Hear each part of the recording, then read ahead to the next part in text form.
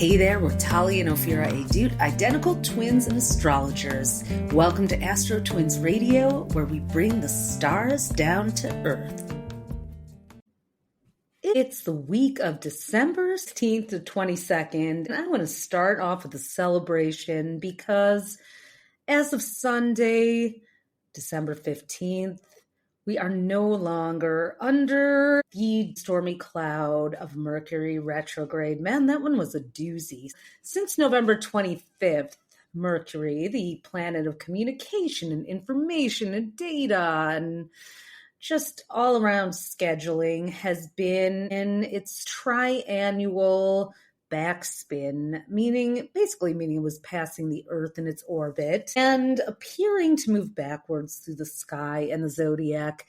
During that time, all things Mercury rules tend to go haywire. This one was especially trying because it was in Sagittarius, the sign that rules travel and global relations. And let's see how many global leaders could be toppled by this one.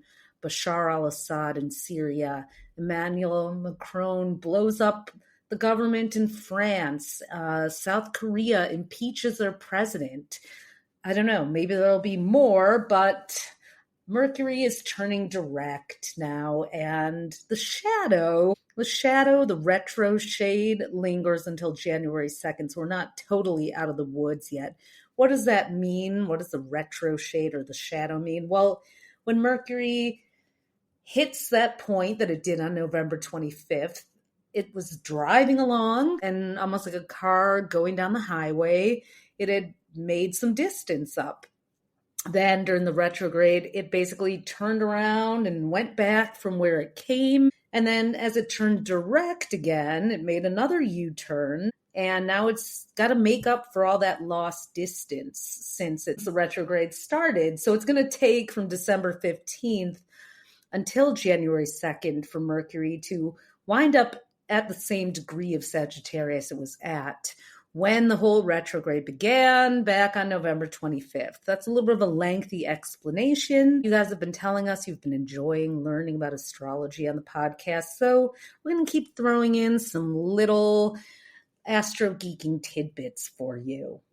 So what might happen during that retro shade period between now and the day after New Year's is that some of the mishaps and mayhem that you've been dealing with over the last 3 weeks start to sort themselves out. Or you may be like, I didn't want to deal with that, but you're kind of forced to. You have to do the paperwork, you have to fill out the forms, you have to resend the package, find the missing money, play Where's Waldo with the tracking numbers and all of those things. It hasn't been the greatest for shipping for holiday gifts. Mercury rules the mail. If you're planning on sending anything in the last minute, you may want to get it insured and also set a priority just to be on the safe side. So we've already set you up so that you don't expect life to immediately go back to business as usual just because Mercury is direct.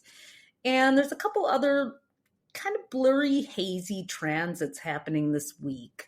One of them being on Wednesday, the Sun square Neptune. This happens twice a year. The Sun illuminates everything, and Neptune is the fog machine. You know what happens when you're driving and you are driving through fog and you turn on your headlights, all of a sudden your visibility gets diminished even more? That's kind of what can happen when the Sun squares Neptune. It's like this refracted light. So you're not really going to see everything clearly. The Sun in Sagittarius is like, I know what I'm looking at. This is the ultimate truth. I know everything. And then Neptune in Pisces is like, but do you? Hello, I'm the master of illusions, and I am going to convince you that this fantasy you're looking at is a reality. Don't get too cocky this week. Don't get too assertive about things that you aren't 100% sure that you can back up with facts. This is actually the last week of Sagittarius season and the only full week of Sagittarius season that Mercury was not retrograde in Sag. We kind of get to make up for lost time with celebrations this week. I know we're going to see some of you at the Walker Hotel for our astrology dinner here in New York City on Tuesday. Very much looking forward to that. I believe it's sold out, but you can always check and see on our events page. Also scroll down a little bit, astrostyle.com/events, because you can sign up already for our annual free cosmic closure event. We do this every year. We're doing it on December 27th, but there are limited spots. It's really a great opportunity to create closure on 2024 before moving into 2025. Why drag all that baggage in? Why drag in the year of the dragon in? I mean, it has been kind of a crazy high intensity year. People have been asking, what's going to be different about 2025 than 2024? I mean, there's obvious things with a completely different administration here in the United States, but astrologically, there are some pretty huge changes ahead. I'm calling 2025 the warm-up year for 2026, because a lot of the things that are getting previewed in 2025 are going to really kick in 2026. 2024 had a very heavy Aries and Mars energy to it. It was the year of the dragon, the year of the wood dragon. Dragon is associated with the planet Mars, which is the ruler of Aries. So that's combat, war, dynamism, trailblazing. We also had the lunar north node in Aries this year. And it was an 8-year in numerology, which is all about power and authority. There was an eclipse in Aries too in the spring, and all due respect to Aries, I happen to love Aries energy as a fellow fire sign, but we all may be feeling a little bit burnt out from all the things we achieved and pushed ourselves through. Dragon years are some of the most magical and high intensity years that we have of the 12 into the lunar calendar, but we are, only able to hold on to that energy for so long before it can get a little exhausting. So next year, 2025, if you have our 2025 horoscope book, and thanks to those who got the big book and the zodiac planner, we're calling it the year of the Divine Pendulum. 2024 was a year of transcendent leadership. Leaders rising up from the most obscure and unexpected places. And that has certainly been the case. From Tim Walz to Elon Musk to rebel factions and everywhere in between, we've seen some unexpected shifts happening this year. Even in our personal lives or even within yourself, did you transcend as a leader in 2024? Well, 2025 is not so much about leadership, but more about personal integration of your spiritual energy, finding that inner strength, core foundation within yourself that can't be swayed even while everything around you is seemingly to be in perpetual destabilized motion. What's happening in 2025 is that every single one of the outer planets, that's Jupiter to Pluto, is basically moving into a new sign. Pluto already moved into Aquarius on November 19th, where it'll be for 19 years, but that's a shift. Jupiter is spending half the year in Gemini. It's been there since this past May 24th, but on June 9th, it goes into Cancer, where it's actually its happiest place, which is kind of funny. Jupiter's a travel planet, but it's exalted in Cancer, and Cancer's the homebody sign. I got to say, all the Cancers I know are some of the biggest travelers. What I love about Jupiter being exalted in Cancer is that it kind of denotes this idea that you are at home anywhere in the world. Jupiter gives you kind of that sense of belonging, that world citizenship, that heart-centered connection to people from different backgrounds. Wouldn't it be nice to have some of that after all the wars this year? I think so. Saturn is going to be one of the 3 pendulum planets. Actually, the next 3 planets, Saturn, Uranus, and Neptune, are all moving into new signs too, but only for part of the year. And then they're going to swing back to where they've been for a longer period of time. And then in 2026, they all kick off longer phases in these new signs that they're going to preview in 2025. Saturn will be in Aries, hasn't been there for about 30 years, from May the 24th until September 1st. Saturn's been in Pisces since March 7th, 2023, where it's been bringing this very serious, heavy energy around all the things that Pisces rules: compassion, spirituality, addiction, healing. But, Saturn is kind of the CEO planet. Pisces, the psychedelic, and I keep reading about all these CEOs who are doing mushrooms and psilocybin, as they love to call it, shrooms colloquially. So the C-suite is becoming something else, the psychedelic suite. Hey, more power to them. Open up those channels and connect to the life force and divinity and network that connects us all. We wrote a little bit about the magic of mushrooms, and not just magic mushrooms, in the intro of our 2025 horoscope book. And mycelium are just amazing, actually, how they can connect to each other. Saturn in Pisces has also brought big pharma and big psychedelics into more of the business world. People are capitalizing on the shroom boom too.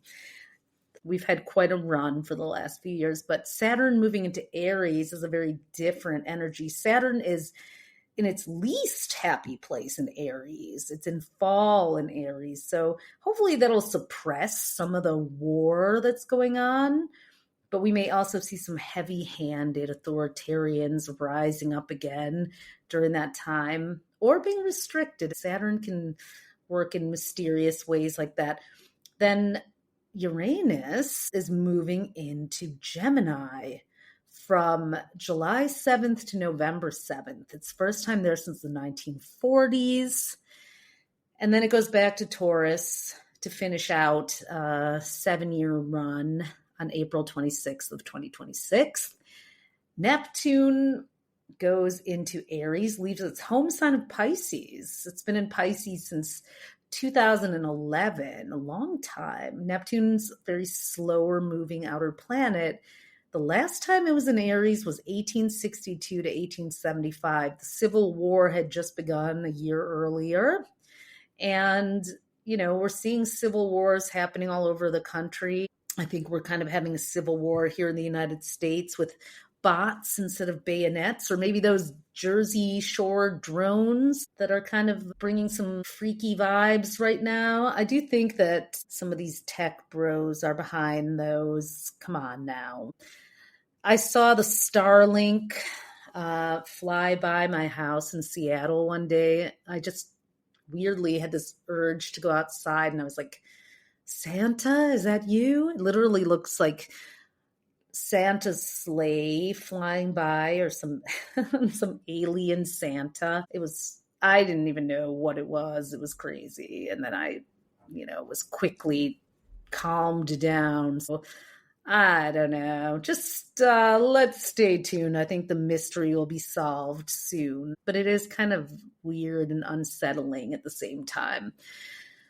So those are the planets moving, those outer planets that shape generations, that shape our global field. And so 2025 is bringing this pendulum swing into this whole new just energy and realm for us. Where things are calming down a bit is that the lunar nodes, the north and south nodes, which shape our collective destiny, are moving out of Libra and Aries, where they were kind of suppressing our relationship urges and pushing us towards this Aries self-empowerment. For the last year and a half, they're moving into Virgo and Pisces, which is going to put that emphasis on healthcare, self-care, personal healing, our spirituality and body care, natural health, how we ensure and protect ourselves versus where we let go? Where do we need more boundaries? Where are we more boundless? A lot of push-pull there. We write all about that in the 2025 book too. The lunar nodes are points in the sky that are connected to where the eclipses are happening. We have one last Aries eclipse on March 29th, and then the rest of the eclipses are in Virgo and Pisces next year. We have a total lunar eclipse with the Virgo full moon on March 14th, and then another 2 new moons in Virgo next year on August 3rd, and then a September 21st solar eclipse. And then we have a Pisces lunar eclipse with the full moon in Pisces on September 7th. And so eclipses and the nodes really show where we're ready to evolve, and they can bring shocking shakeups and all these wars we've been having, all these shocking celebrity breakups that we had. That was the work of the Libra and Aries eclipses. So it gets a little depersonalized next year. Next year is also a 9-year numerology, which is going to calm things down a bit. The 9 years, the end of the cycle. In numerology, we have 1, 2, 3, 4, 5, 6, 7, 8, 9. Those are the years. So the 9 years, an end of a cycle. 26 resets with the 1 year, and that really tracks in terms of this whole divine pendulum. It always blows my mind how much numerology and astrology actually line up with each other. The 9-year is a lot like Pisces, the North Node, that evolution we're moving towards. There's a lot of spiritual surrender being called for. We can't control everything. We don't want to let go of the wheel totally, but we have to surrender in some ways and accept the things that we cannot change. Yes, we can pop some popcorn and watch, but this is more of an energy of perhaps passive resistance, or even just taking a more level-headed, spiritual, and detached approach to things that got us all strung out, so that we can observe and understand from a higher conscious, in some ways, rising above to observe, but thinking before we act, because we need to do that. That's what's next on the agenda. It is also the wood snake year as of January 29th. The new lunar year starts with the Aquarius new moon. That's lunar New Year's Eve. So we have the year of the wood snake, and the snake is ruled by Venus. It's a lot like Taurus in the Western zodiac. So wood snake, all jokes aside, is a grounded energy, sensual, sacred, but also about shedding skin and transforming. So there's another echo of that 9-year, that Pisces year, where we're kind of shaking off those old skins and shedding, so that in 2026, we really are prepared, because life as we know it is changing dramatically, and yet we still all are ruled by a greater force of nature. So for humans, our experience on this planet may be different, but this planet, we keep saying, oh, the planet can't survive. No, the planet will survive just fine. It might kick us off of it if we don't get our act together, but Earth ain't going anywhere. And hopefully we humans aren't either.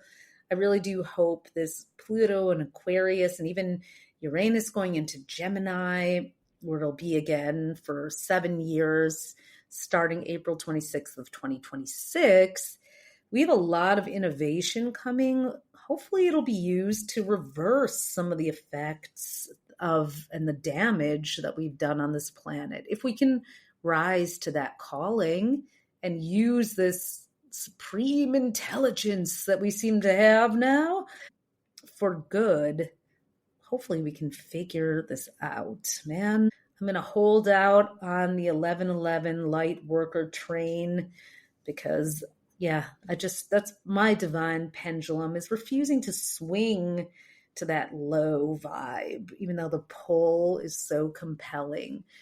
And this week, you may be mulling over and really reflecting on how your year went.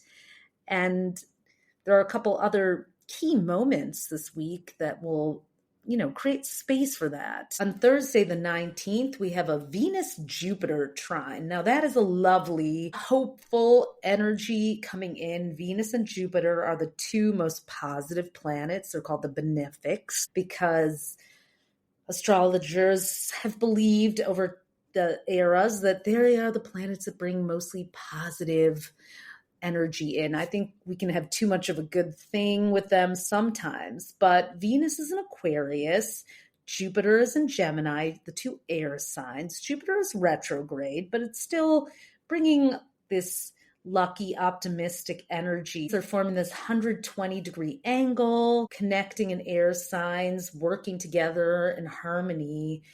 It's really about extending your love to friends, to siblings, to groups, to people who you feel connected with. It's not necessarily the most romantic Venus-Jupiter trine. It's really about a love of people who perhaps are different than you, but that doesn't mean it's not romantic either. It's kind of a fun and playful and flirty energy, little mistletoe magic. You could actually suddenly spark something up while you're out socializing near the weekend or with a group of friends. Like all of a sudden lines get a little blurry and you're both cool with it. You could also play matchmaker for a couple friends. If you have some people you're like, I know they need to meet, well, put on that Cupid hat and shoot some arrows in their direction. It's good karma for you. Saturday is the winter solstice, which is always the very first day of Capricorn season. So the energy shifts from this wild, fiery Sagittarius energy, which we haven't had that much of because of Mercury retrograde, unless, of course, you were overthrowing a world leader, then sure. It didn't feel like it was that upbeat, holly jolly, Sagittarius, jovial energy that much while Mercury is retrograde. This week could surprise us. Maybe that Venus-Jupiter trine will give us some excuses and reasons to deck the halls. I hope so. But Capricorn season kicks off, and it's a bit of astrological weird timing, I think, the way Valentine's Day during Aquarius season, one of the least romantic signs in the zodiac, takes place.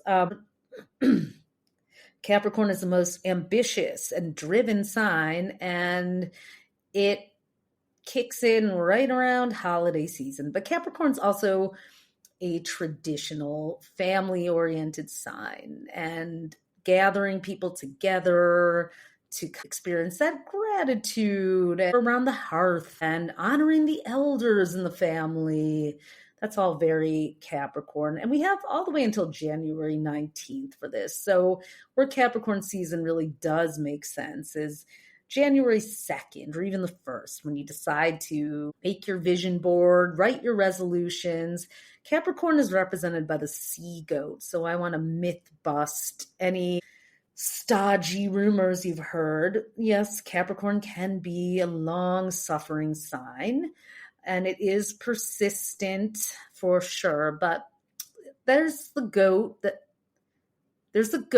climbs up the mountain, and then there's the mermaid, the sea goat. It has the mermaid's tail, so it also can float down to the very depths of the ocean, climb to the highest peak of the mountain.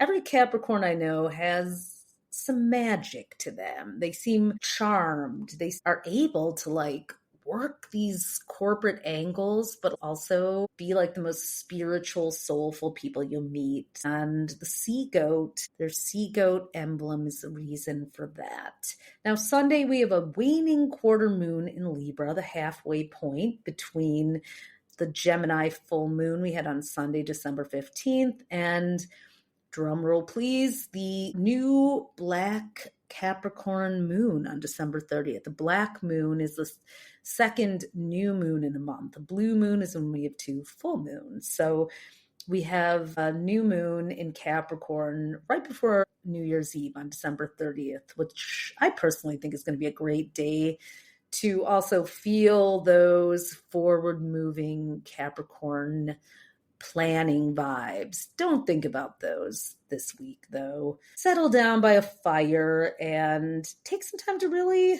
reflect on what you've accomplished in 2024. I think that's a great use of Capricorn energy in December to finish up a couple of those final goals, to give them that elbow grease, but also to take stock of your growth and achievements and give yourself some genuine pats on the back and treats and rewards for all the things that you have pushed through, persisted against, and given copious amounts of midnight oil since January 1st, 2024. We only have 2 weeks left in the year, and that might mean a lot of different things to a lot of different people. Some people might be like, oh my God, I'm so ready for the new year.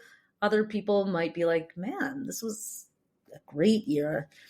For myself personally, I cannot believe how much I achieved in this dragon year. I mean, we had our 2024 book, then we went right into our Become Your Own Astrologer class, which we're going to be offering up again, by the way, in early 2025. It's going to start on March 1st, so we'll be telling you all about that. So come and join us to learn how to finally understand the way your birth chart works and everyone else's. We had a profound and incredible experience with our first student group this year. It was a love fest. It was a discovery fest. We laughed, we cried, we learned so much. It was incredible. But that whole course really just rose up. It was the course we taught in Tulum, but it really got a 2024 revamp.